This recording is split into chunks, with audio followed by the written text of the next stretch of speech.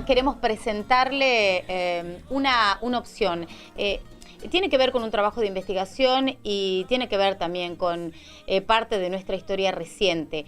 Hablamos de Operativo Independencia, pero más que nada vamos a hablar de un libro cuyo autor ha llevado una investigación de muchísimos años. Ya estamos con Santiago Garaño, que es autor del libro Deseo de Combate y Muerte, que se presenta hoy en El Mundo a las 7 de la tarde. ¿Cómo estás? Bien, muchas gracias por la invitación, buen día. Santiago, un gusto tenerte acá. No, por favor, el gusto es mío. Es escritor, profesor universitario en la Universidad de Lanús y también... En la Universidad de Lanús y en la Universidad de San Martín. Ah, también. Y sí. Investigador, y también sos investigador del CONICET. Soy investigador del CONICET. Bueno, tenemos el libro ahí, ¿lo podemos mostrar? Bueno, es un libro que fuera de ahí está. Deseo de Combate y Muerte. ¿De qué se trata este libro? Bueno, quizás habría que agregar también el subtítulo, ¿no? Deseo de Combate y Muerte, el terrorismo de Estado como cosa de hombres, ¿no? Yo empecé en el año 2009, vine por primera vez en un septiembre de 2009. A mí me gustan mucho los septiembres de Tucumán. Sí, viste, los lapachos los que son, ¿no? Un poco ahí me empecé a enamorar de esta provincia.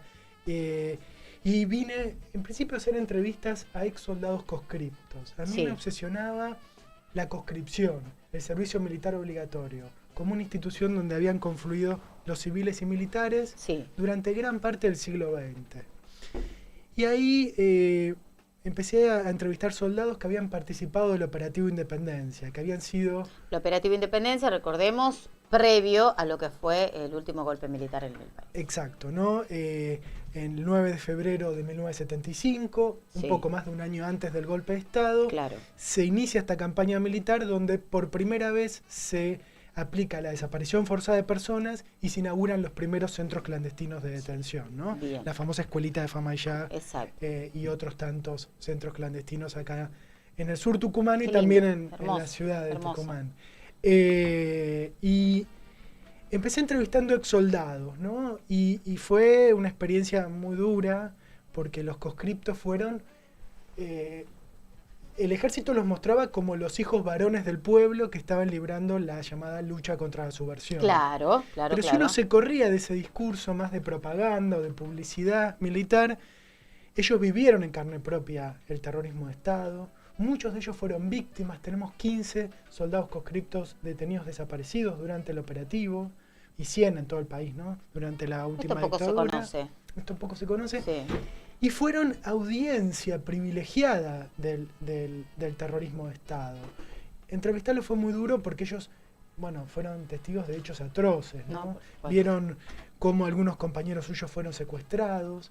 Muchos de ellos fueron tildados de sospechosos, de potenciales guerrilleros. Entonces pasaron algunos días secuestrados, estuvieron desaparecidos durante su paso por la conscripción y después fueron testigos también de cómo se desplegó el terrorismo de Estado y los obligaban a participar de ciertas tareas represivas, como a un testimonio terrible de un soldado que le obligan a llevar cuerpos de desaparecidos en estado de descomposición para un traslado. Y le dicen, que no sos macho, no te la bancás. ¿De dónde eran estos? ¿De acá de Tucumán? Mira, ¿o de distintos lugares? Algunos de Tucumán, de la zona NOA, de toda la quinta brigada del ejército, que era Salta, Jujuy, Tucumán. Viene también de Santiago del Estero.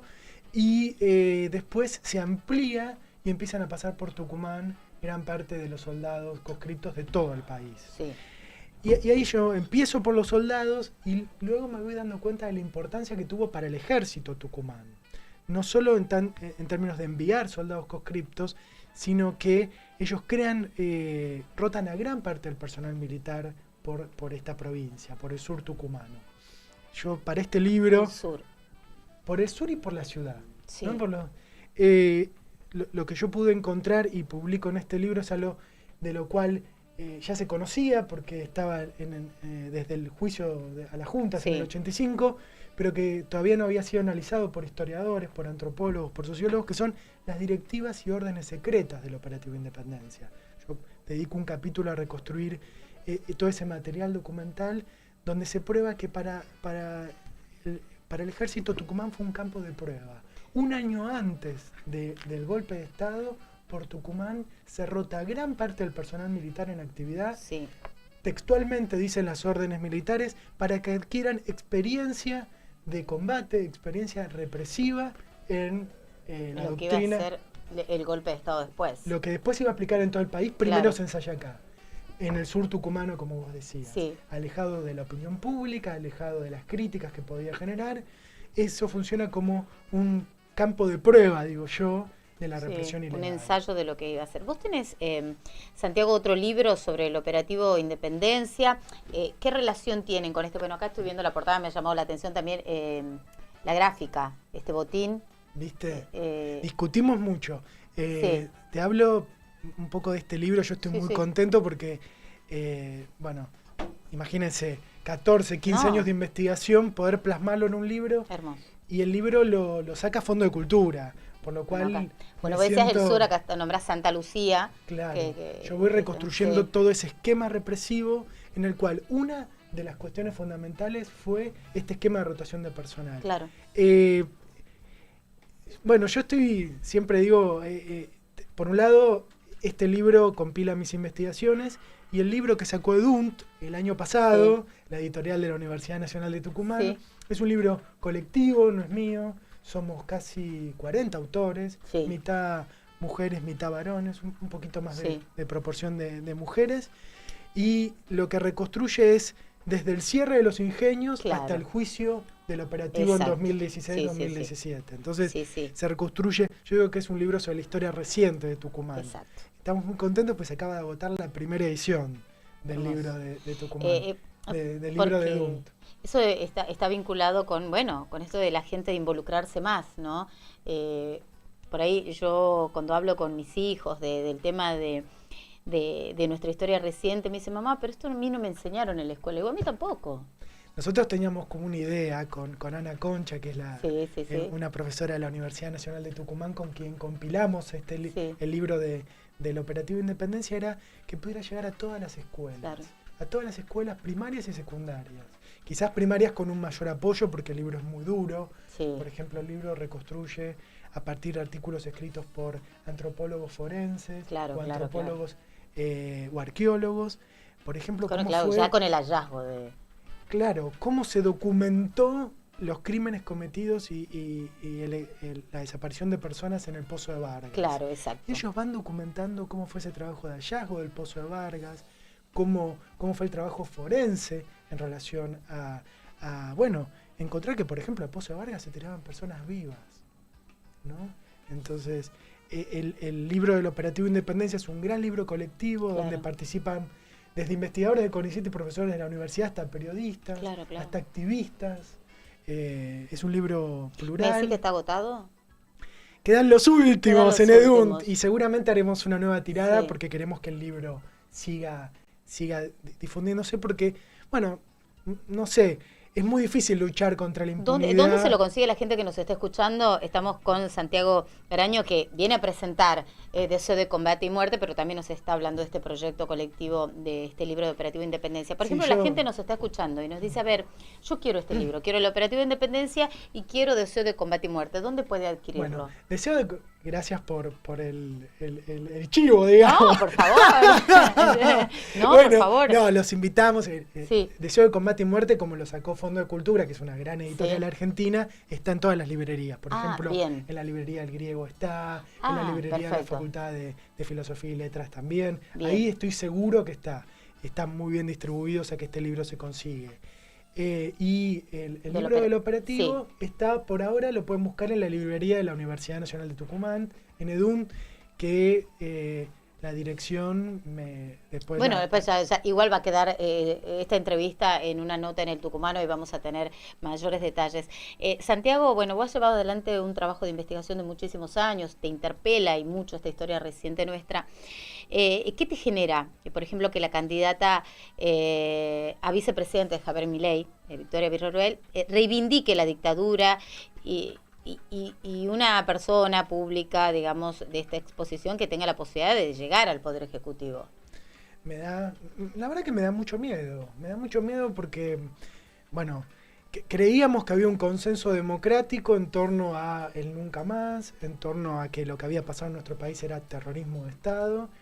Y lo que hace Villarroel es desempolvar viejos discursos, porque el discurso de la guerra fue el discurso que usaban los propios militares para silenciar cualquier crítica o cualquier denuncia sobre derechos humanos. Sí. Yo en este libro planteo que en Tucumán, porque en todas las fuentes aparecían dos ideas, ¿no? Una de ellas es la idea de el teatro de operaciones. Sí. Los militares hablaban de el teatro de operaciones del sur tucumano, el teatro de operaciones del operativo Independencia. Teatro de operaciones. Y a mí me parecía muy inquietante, casi metafórico esta idea de el teatro de operaciones. Pensar el monte tucumano como un teatro. Monte. Entonces yo empecé a trabajar esa idea del teatro y dije, claro, los militares en ese teatro hicieron una puesta en escena de una guerra. ¿Que para qué servía? Para ocultar la represión ilegal.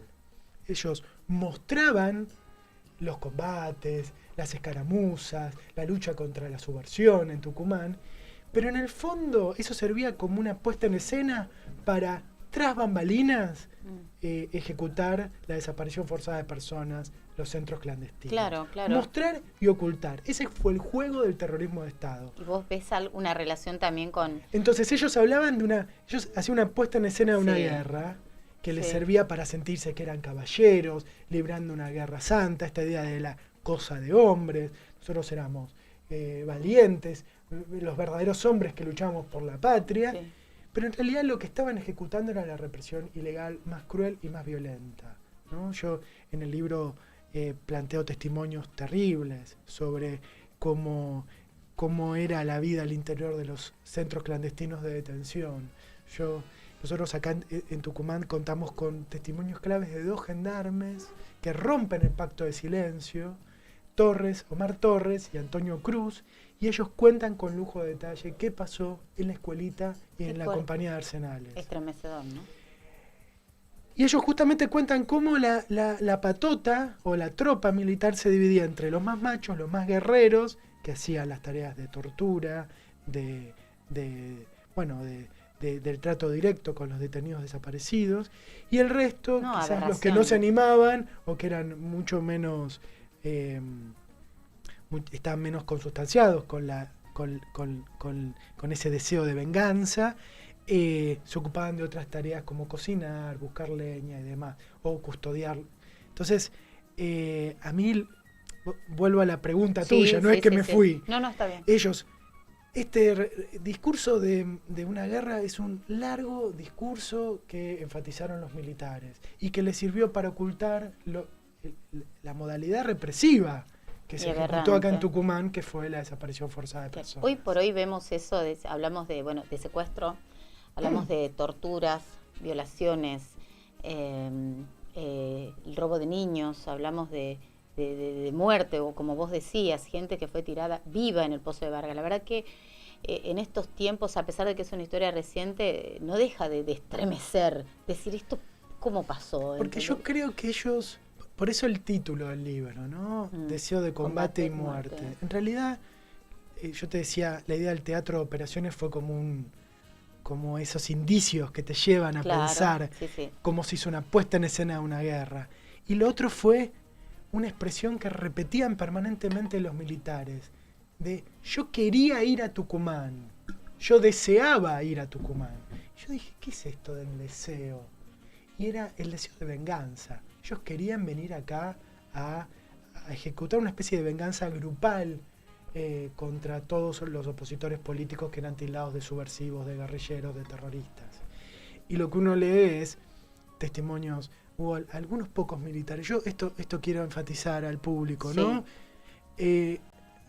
Realmente hubo un pacto de silencio que muy pocos militares se animaron a romper. Incluso son pocos los soldados conscriptos que estaban haciendo la conscripción que hablaron.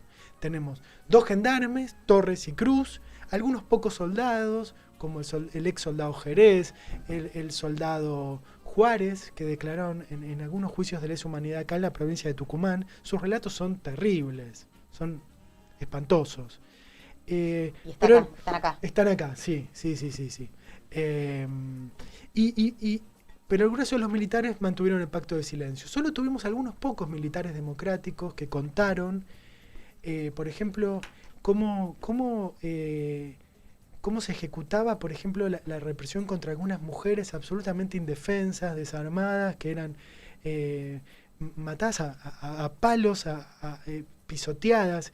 Bueno, entonces yo hago un llamado también a aquellas personas que estuvieron esos años en las filas del ejército para que rompan ese pacto del silencio. Siempre cuenta el gendarme Torres, que es un tipo maravilloso, lo invité a la presentación y ya no estaba viviendo más acá en la provincia. Un gendarme que desde el año 83-84, en todas las instancias que pudo, contó lo que vio. Y él dijo que eso lo ayudó a dormir en paz. Que gracias a contar en los juicios lo que él vio, se dieron un poco las pesadillas. Sí. Él ayudó, él decía, en la compañía de Arsenales hubo enterramientos clandestinos. Él quería, su obsesión era probar que había habido fosas donde se habían enterrado personas que eran fusiladas por Bussi en persona y por toda la tropa, ¿no? Bussi él daba el primer tiro y después el resto hacía disparar a todos, para que todos se mancharan las manos con sangre, como yo cuento en este libro. Y él decía, yo quería encontrar esas fosas para que vean que yo estaba diciendo la verdad. Y con la ayuda de otros sobrevivientes, como el Chaqueño, un sobreviviente de compañía de Arsenales, y con un gran trabajo de los arqueólogos y los forenses, pudieron encontrar 3 fosas, por lo menos. 2 que habían sido removidas con retroexcavadoras para ocultar esos cuerpos, pero había una que había quedado intacta, donde se encontraron creo que 12 o 13 cuerpos de personas desaparecidas. Y él dijo, yo ahí pude dormir en paz porque se logró probar lo que yo tantos años dije, que Bussi fusilaba, y no solo eso, sino que esos cuerpos están y pudieron ser entregados a sus familiares. La verdad que me quedan muchas, pero una charla que hemos tenido, estremecedor, ¿no? Acá dice, hubo deseo de combate y deseo de venganza. Aquí está el libro, que lo pueden conseguir en las principales librerías, y hoy la presentación en el MUNT a las 7 de la tarde. Santiago, ha sido un gusto inmenso. No, gracias a ustedes, espero haber sido... Son temas complejos, pero uno trata de transmitirlos con... estremecedores también, y como vos decís, forman parte de nuestra historia reciente, ¿no? Y siempre decimos, no solamente no olvidar, sino también que nuestros hijos sepan lo que vivió nuestra Argentina. Uno va creciendo y piensa en los libros como un legado, ¿no? Exacto. Tanto el libro del Operativo Independencia como este, yo lo vivo como una prueba absolutamente contundente de lo que fue el terror en nuestro país, pero contado desde los márgenes, desde los soldados. Con el testimonio. Gracias, Santiago. Un gusto que hayas venido acá a La Tucumana. Bueno, gracias. Nosotros seguimos de esta manera aquí en La Tucumana de mañana. La Tucumana FM. Búscanos en todas las redes sociales.